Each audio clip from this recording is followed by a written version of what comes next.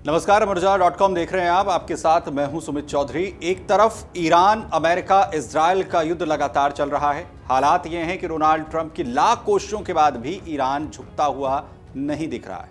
वहीं अब दावा किया जा रहा है कि जहां ट्रंप इस युद्ध में फंस रहे हैं, वहीं उनके मंत्रिमंडल में भी फूट पड़ती हुई दिखती है। दरअसल अमेरिका के भीतर अब इस युद्ध को लेकर एकजुटता नजर नहीं आ रही है, बल्कि डोनाल्ड ट्रंप के खुद मंत्रिमंडल में ही मतभेद खुलकर सामने आने लगे। खुद डोनाल्ड ट्रंप ने इसे लेकर इशारों में यह स्वीकार किया कि उनकी टीम के कुछ बड़े चेहरे जो हैं वो ईरान को लेकर उतनी सख्त लाइन नहीं रखते हैं जितनी डोनाल्ड ट्रंप की है। सबसे बड़ा नाम जो इसमें सामने आ रहा है वो है तुलसी गबार्ड का, जो अमेरिका की खुफिया प्रमुख है। ट्रंप ने साफ कहा है कि गबार्ड का नजरिया उनसे थोड़ा नरम है, यानी जहां ट्रंप ईरान पर पूरी ताकत से दबाव बनाना चाह रहे हैं, वहीं उनकी ही टीम में कुछ लोग संयम और समझौते की बात कहते हैं। ट्रंप ने यह भी कहा है कि ईरान के परमाणु कार्यक्रम को लेकर कोई बड़ा समझौता अचानक से हो सकता है, लेकिन सवाल यह है कि अगर अंदर ही अंदर राय अलग अलग है तो क्या अमेरिका एक साफ रणनीति के साथ आगे बढ़ सकेगा। दरअसल अपने विमान एयरफोर्स वन में बातचीत के दौरान डोनाल्ड ट्रंप ने कहा कि वो नहीं चाहते कि ईरान के पास किसी भी सूरत में परमाणु हथियार हो। उनका यह मानना है कि अगर ऐसा हुआ तो ईरान कभी भी इसका इस्तेमाल कर सकता है। हालांकि उन्होंने ये कहा कि गबार्ड की सोच अलग होने का मतलब ये नहीं है कि वो गलत है, लेकिन ये बयान अपने आप में बता रहा है कि अंदरूनी खींचतान आखिर किस तरीके से बढ़ रही है। युद्ध अब दूसरे महीने में पहुंच चुका है। हालात लगातार मुश्किल होते जा रहे हैं। अमेरिका इजराइल की जो संयुक्त कार्रवाई के बावजूद ईरान पीछे हटने के लिए, झुकने के लिए तैयार नहीं है।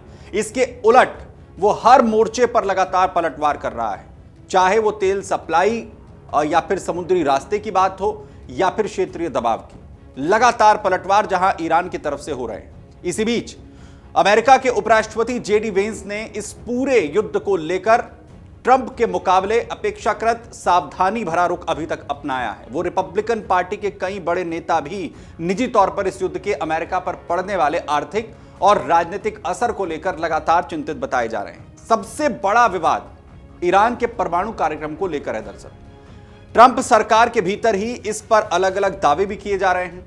कुछ एक्सपर्ट्स का कहना है कि ईरान परमाणु हथियार बनाने से कुछ ही हफ्ते दूर था। वहीं दूसरी ओर कुछ लोगों का दावा है कि पहले के सैन्य अभियान में ही ईरान की परमाणु क्षमता को काफी हद तक खत्म कर दिया गया था। यानी अब सवाल यह है कि क्या खतरा वास्तविक था भी या फिर इसे बढ़ा चढ़ा कर पेश कर दिया गया। ईरान लगातार यह कहता रहा है कि उसका परमाणु कार्यक्रम पूरी तरह से शांतिपूर्ण है, लेकिन अमेरिका इस दावे पर भरोसा नहीं करता है। यही वजह है कि तनाव कम होने के बजाय लगातार बढ़ रहा है। इसी बीच एक और बड़ा घटनाक्रम तब सामने आया जब नेशनल काउंटर टेररिज्म सेंटर की तरफ से इस युद्ध को लेकर जॉय कैंट ने इस्तीफा दे दिया। उन्होंने साफ कहा कि ईरान से अमेरिका को कोई तत्काल खतरा नहीं था। यह बयान सीधे सीधे ट्रंप प्रशासन की उस लाइन के खिलाफ जा रहा था जिसमें ईरान को बड़ा खतरा डोनाल्ड ट्रंप की तरफ से बताया गया था। अब सवाल यह कि क्या अमेरिका इस युद्ध में रणनीतिक रूप से मजबूत हालात में है या अंदरूनी मतभेद उसे कमजोर कर रहे हैं। एक तरफ ट्रंप शक्ति दिखा रहे हैं, दूसरी तरफ उनकी ही टीम में कहीं ना कहीं विरोधाभासी आवाजें उठ रही हैं। ऐसे में यह युद्ध सिर्फ मैदान में नहीं बल्कि वॉशिंगटन के सत्ता गलियारों में भी अब कहीं ना कहीं लड़ता हुआ दिखाई दे रहा है। अगर यही हाल रहे तो ईरान के खिलाफ अमेरिका की रणनीति बिखर सकती है और यही वो मौका होगा जिसका फायदा उठाकर ईरान न सिर्फ दबाव से बाहर निकल सकता है बल्कि वैश्विक स्तर पर भी अपनी स्थिति को और भी ज्यादा मजबूत कर सकता है।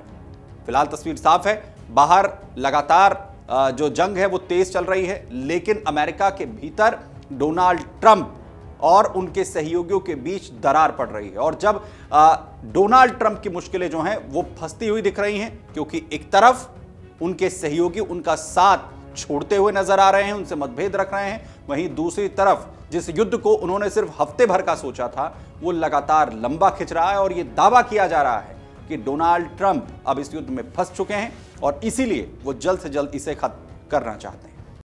अगर आप ये वीडियो YouTube पर देख रहे हैं तो हमारे चैनल को सब्सक्राइब कर बेल आइकन दबाएं और Facebook पर देख रहे हैं तो हमारे पेज को लाइक करें। अगर आप ये वीडियो YouTube पर देख रहे हैं तो हमारे चैनल को सब्सक्राइब कर बेल आइकन दबाएं और Facebook पर देख रहे हैं तो हमारे पेज को लाइक करें।